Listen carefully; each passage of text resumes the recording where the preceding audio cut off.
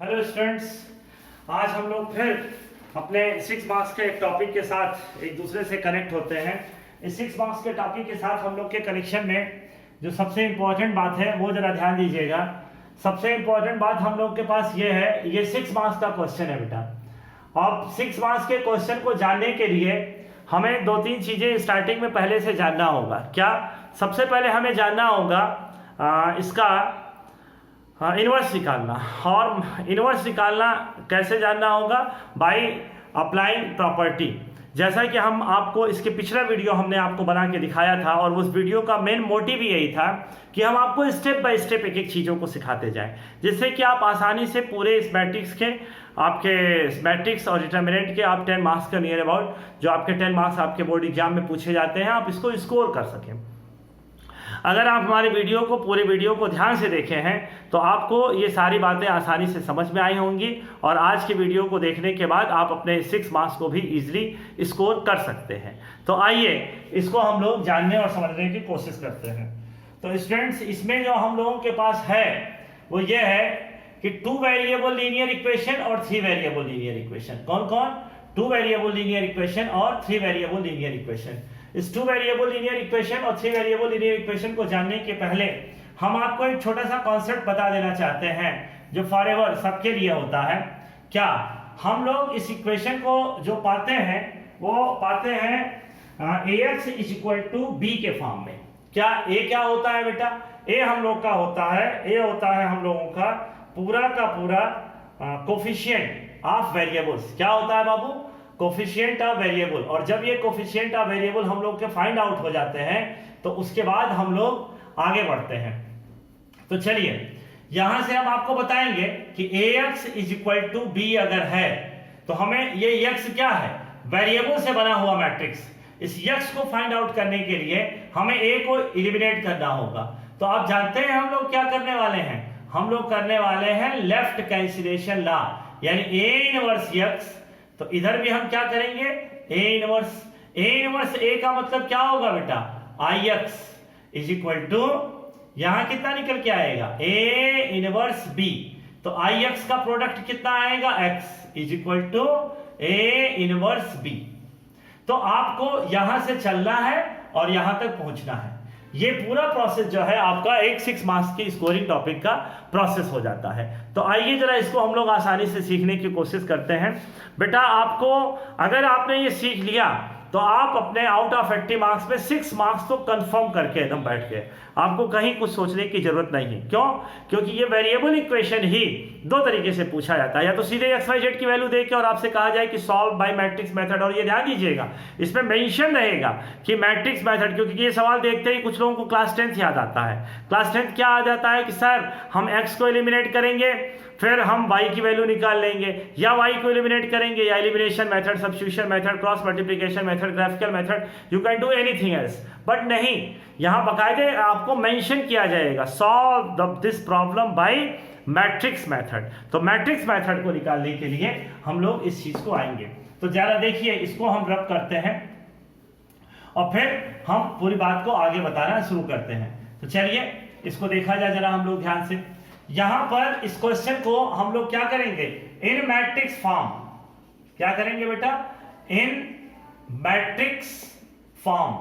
तो matrix form में बदलने के लिए आपको हम बता दें क्या किया जाएगा। मैट्रिक्स फॉर्म में बदलने के लिए हम लोग करेंगे ये कि इसमें जो हम लोगों के पास है कोफिशिएंट है, इस कोफिशिएंट को हम लोग सबसे पहले सिलेक्शन करेंगे। और इस कोफिशिएंट का सिलेक्शन करने के बाद यहां देखो बाबू, यहां पर x का कोफिशिएंट आपको क्या दिख रहा है? x का कोफिशिएंट दिख रहा है 1। यहां x का कोफिशिएंट -2, यहां x का कोफिशिएंट 3, यहां x का कोफिशिएंट -5, और यहां वेरिएबल में हम लोग के पास क्या है बेटा? x and y। और यहां पर हम लोग के पास कांस्टेंट के रूप में क्या है? 4 और 7। अब यहां पे इसको हम लिखते हैं a, इसको लिखते हैं x, और इसको क्या लिखते हैं? b। इसी को हम लोग कन्वर्ट करके क्या लाते हैं? x = a inverse b। तो यहां पर वेयर कैपिटल A हम लोग के पास क्या है बेटा? कैपिटल A = 1 -2 3 -5, 2 -5, और कैपिटल X इक्वल टू, ये मैट्रिक्स है बेटा, कैपिटल X इक्वल टू कौन है, स्मॉल x स्मॉल y, और यहां से कैपिटल B इक्वल टू कौन है, 4 और 7। यहां पे हम इसकी डिटर्मिनेंट वैल्यू निकालते हैं। इसकी डिटर्मिनेंट वैल्यू निकालेंगे तो ये कितना निकल के आएगा, -5 और +6 इज इक्वल टू 1। अब यहां से हम लोग क्या निकालेंगे, कोफैक्टर। क्या निकालेंगे बेटा, cofactor of A. Cofactor of A अगर हम लोग निकालें तो हम लोग को क्या मिलेगा, C11, C12, C21 और C22। तो चलो देखिए इसको तो ये -5। आपको यहां पर एक चीज हम मेंशन कर दें कि हमने इनवर्स निकालने का एक वीडियो इससे जस्ट पहले आपको बना के दिया है, आप उस वीडियो को देखिएगा। जो हम लोग का 11th लेक्चर है, हमारा 11th लेक्चर है, उसको आप जरूर देखिएगा। तो 11th लेक्चर को जब आप देखेंगे और उसके बाद इस क्वेश्चन को सॉल्व करेंगे तो आपको ये इसका एक एक स्टेप बहुत अच्छी तरीके से समझ में आएगा, इसलिए उस वीडियो को आप जरूर से जरूर देखिए। आइए यहाँ पे तो C11, तो first row first column minus first row और सेकंड कॉलम, तो ये कितना आया 3। सेकंड रो फर्स्ट कॉलम, तो ये कितना आया -2। ध्यान दीजिएगा -2 ऑड होने के नाते यहां पे हम लोग के पास सेकंड रो -2 ऑड होने के नाते +2। C22, तो ये हम लोग के पास कितना निकल के आया बेटा, 1। क्या निकल के आया, 1। तो हम लोग इसमें करते ही क्या है, हम लोग इसमें सिंपली यहां से इसका एडजॉइंट निकालेंगे।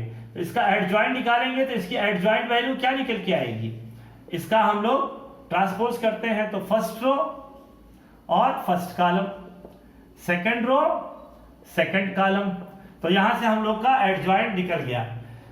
अब आगे देखते हैं, यहां पर ए इनवर्स का फॉर्मूला क्या होता है, adjoint upon determinant of A. It means यहां पर हम लोग 1/1, अब यहां पे डिवीजन चूंकि 1 का है इसलिए कोई फर्क पड़ने वाला ही नहीं है, तो इसलिए आप भी रिलैक्स। अब आपके पास सॉल्विंग स्टेप है क्या, x is equal to A inverse B. यक्स की जगह आप क्या लिखेंगे, यक्स एंड वाई, और ए इनवर्स की जगह आप अभी अभी निकाले हो, क्या निकाले हो, -5 2 -3 और 1। यहां पर b की जगह आप क्या लिखने जा रहे हो, 4 और 7, 4 और 7। तो यहां पे आप जब इसको मल्टीप्लाई करोगे बेटा तो फर्स्ट रो फर्स्ट कॉलम, तो ये कितना आएगा, -20 + 14, ये कितना आएगा, -12 + 7 इज इक्वल टू -6, और ये -5। यहां पे अगर हम बात करें तो x एंड y, तो value of x equal to -6, value of y equal to -5। तो हम उम्मीद करते हैं कि ये आपको समझ में आ गया।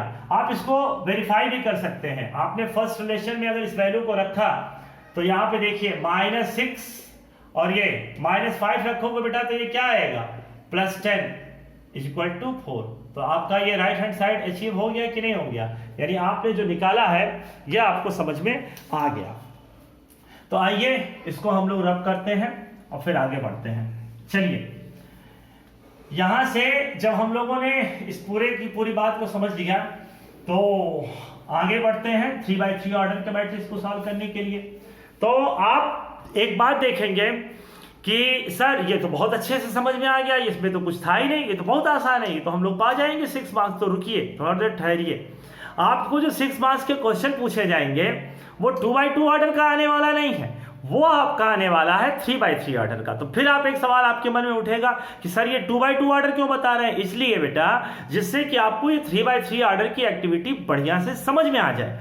आप इस क्वेश्चन को जब समझ लेंगे तो आपके लिए बहुत ही आसान होगा इस पूरी बात को, थर्ड 3x3 ऑर्डर के क्वेश्चन को सॉल्व करना है, क्योंकि 6 मार्क्स का है और 6 मार्क्स के लिए कोई रिस्क तो ना आप लेना चाहेंगे ना हम लेना चाहेंगे। इसलिए हमने 2x2 ऑर्डर के मैट्रिक्स को फंडामेंटली स्ट्रॉन्ग करके और उसके बाद 3x3 ऑर्डर को समझाया है, जिससे कि आप उसको इतना इजी तरीके से लगे कि आपको लगे ही नहीं कि इसमें कुछ है और आप आसानी से 6 मार्क्स को स्कोर कर सकें। यहाँ पर एक बात और हम आपको बता देना चाहते हैं कि ये वेरिएबल का फॉर्मेशन यानी लैंग्वेज में आपको वर्ड प्रॉब्लम देगा और उस वर्ड प्रॉब्लम से आप इसके इक्वेशन को बनाएंगे और उसके बाद आप सॉल्व करेंगे जैसे हम आपको बताने जा रहे हैं। तो आइए इसको हम लोग सॉल्व करते हैं, हम इधर से इधर लेते चलते हैं जिससे आपको बात समझ में आ जाए। तो देखिए बेटा, सबसे पहले इसको हम लोग लिखते हैं इन मैट्रिक्स फॉर्म। क्या लिखते हैं बाबू? इन मैट्रिक्स फॉर्म। तो जब मैट्रिक्स फॉर्म में आपको हम क्या बताए थे, तो मैट्रिक्स फॉर्म में बताने के लिए आपको हमने बताया था कि हम लोग सबसे पहले इसके कोफिशिएंट को लिखते हैं। तो देखो इसका coefficient 1 1 minus 1 1 1 minus 1 2 3 1 3 minus 1 3 minus 1 और माइनस 7। यहां पर आपके पास क्या है बेटा? Variables x y z। यहां से अगर आप बात करें तो आपके पास कांस्टेंट कितना है बाबू? 3 10 1। यहां पे इसको a, इसको x और इसको b।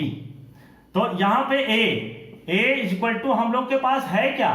a is equal to हम लोग के पास है 1 1 माइनस 1 2 3 1 3 माइनस 1 माइनस 7। x की जगह आपके पास कितना है बेटा? Variables small x small y small z। और यहां से अगर हम बात करें b, तो b ये कौन सा मैट्रिक्स होता है? कांस्टेंट से बना हुआ मैट्रिक्स। तो 3 10 और 1। आइए इसकी डिटरमिनेंट वैल्यू निकाल लिया जाए। तो जब इसकी डिटरमिनेंट वैल्यू हम लोग निकालेंगे बेटा, तो फर्स्ट रो फर्स्ट कॉलम। तो जरा ध्यान दीजिएगा, थोड़ा सा कंसंट्रेशन का ये मांगता है, ध्यान दीजिएगा, थोड़ा सा कंसंट्रेशन मांगता है ये। तो यहां से हम लोग क्या करेंगे? -21 + 1। इसके लिए नेगेटिव -1। यहां से कितना आएगा बाबू? -14 और ये -3। यहां से अगर हम बात करेंगे तो कितना आएगा? -1 इस रो इस कॉलम को। तो ये कितना आएगा? -2 और -9। यहां पर -21 प्लस ये कितना आ गया? +17 और ये कितना आ गया? 11 + 11। तो ये कितना आया बेटा? 28। तो आप देख रहे होंगे 7 हम लोग के पास यहां पर डिटरमिनेंट वैल्यू आ रही है, जो डिटरमिनेंट नॉट इक्वल टू 0 है। तो यहां से आप इसको जरा एक बार आप लोग और चेक कर लीजिए, कारण क्योंकि अगर यही गलत हो जाता है तो बाकी चीज तो गलत होगा ही होगा। तो आपको हम एक बार फिर से समझाते हैं। देखिए 1 इसके लिए पॉजिटिव लेते हैं, इसके लिए नेगेटिव लेते हैं और इसके लिए पॉजिटिव लेते हैं। ऑलरेडी नेगेटिव है तो उसको नहीं चेंज करेंगे। तो यहाँ पे इसका मल्टीप्लिकेशन करेंगे तो कितना आएगा? -21 और ये माइनस +1। इसके लिए क्या करेंगे? -14 और ये -3। इसके लिए क्या करेंगे? -2 और यहाँ पे -9। तो ये -11 -1 ये +11 हो गया। यहाँ पे 17 + 17 हो गया और ये आपका -21 और 1। 21 और 1 देखो बेटा यहाँ गलत हो रहा था। -21 और 1 यहाँ कितना आएगा? -20 और -20 और ये आपका 28। तो ये कितना आ गया हम लोग का? चलिए हम लोग स्टार्टिंग में ही बच गए अपने सोल्यूशन में। तो जरा देखिए ये वैल्यू हम लोग की कितनी आ गई? 8। कितनी आ गई? अब हम लोग लिखते हैं कोफैक्टर। क्या लिखते हैं? कोफैक्टर ऑफ ए। तो C11, आइए C11 को अगर हम देखें तो C11 की वैल्यू हम लोग की कितनी आएगी? First row first column. तो -21 और ये माइनस और माइनस +1। तो ये आ जाएगा -20। इवन होने के नाते साइन नहीं चेंज करेंगे। C12 तो ये कितना आएगा? -17 + 17। C13 कितना निकल के आएगा? -11। C21 कितना निकल के आएगा बेटा? -7 और -1 -8। ऑड होने के नाते C22 तो यहां से अगर हम बात करें तो -7 और +3 तो -4। यहां कितना आएगा? C23 तो C23 में कितना आएगा? -1 और -3 -1 और -3। तो ये कितना आएगा बेटा? -4 और ये +4। C31 तो C31 की वैल्यू क्या निकल के आएगी? 1 + 3 यानी 4। यहां पे C32 की अगर हम बात करें तो कितना निकल के आएगा? 1 +2 3 यानी -3। C33 3 - 2 तो यहां से A इनवर्स 1/8। चूंकि फॉर्मूला आपको हम पिछले बता चुके हैं इसलिए यहां फॉर्मूला नहीं लिख रहे हैं बेटा। तो यहां पर कितना आएगा? Minus first row first column 17 और माइनस 11, ये कितना आएगा 8 माइनस 4 4, ये कितना आएगा 4 माइनस 3 और 1। तो आप जानते हो कि x इज इक्वल टू होता क्या है a इनवर्स b। तो x इज इक्वल टू मतलब यहां से हम लोग क्या लिखेंगे x y z। यहां पर a इनवर्स की वैल्यू क्या आई है बेटा 1/8 माइनस 28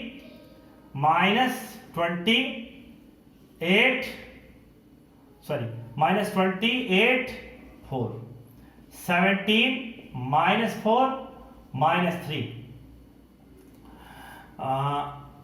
यहां से अगर हम बात करें तो हम लोग के पास कितना निकल के आएगा 11 माइनस 11 4 और 1। एक बार इसको देख लिया जाए, first row first column minus 20 17 minus 11, यहाँ पे 8 माइनस 4 और 4, ये 4 माइनस 3 और 1। यहां से b की जगह आपके पास क्या है 3 10 और 1। आप इसको सॉल्व करिए तो 1/8, जरा ध्यान दीजिए ये कितना आया बेटा माइनस 60 प्लस 80 और प्लस 4।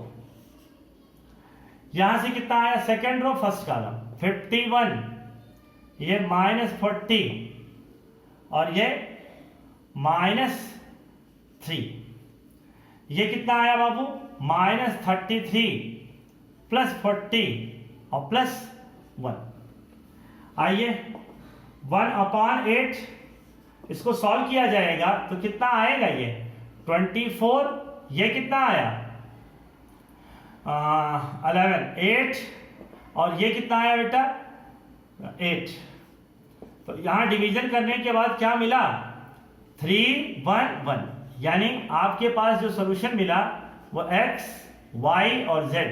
x की वैल्यू क्या मिली बेटा कंपेयरिंग करने के बाद x y एंड z। तो x की वैल्यू 3, y की वैल्यू 1 और z की वैल्यू 1, यानी ये आपका 6 मार्क्स की स्कोरिंग है। एक बार इसको चेक भी कर लिया जाए किसी एक में रख के, x की जगह 3 रखो तो 3, y की जगह 1 रखो प्लस 1 माइनस 1 3, ये 1 1 कटा तो 3 इक्वल टू 3, यानी आपका ये पूरी तरह से सही है। हम उम्मीद करते हैं कि आपको ये पूरा का पूरा वीडियो जो हमने वेरिएबल इक्वेशन को मैट्रिक्स मेथड से सॉल्व करना बताया है ये समझ में आ गया है।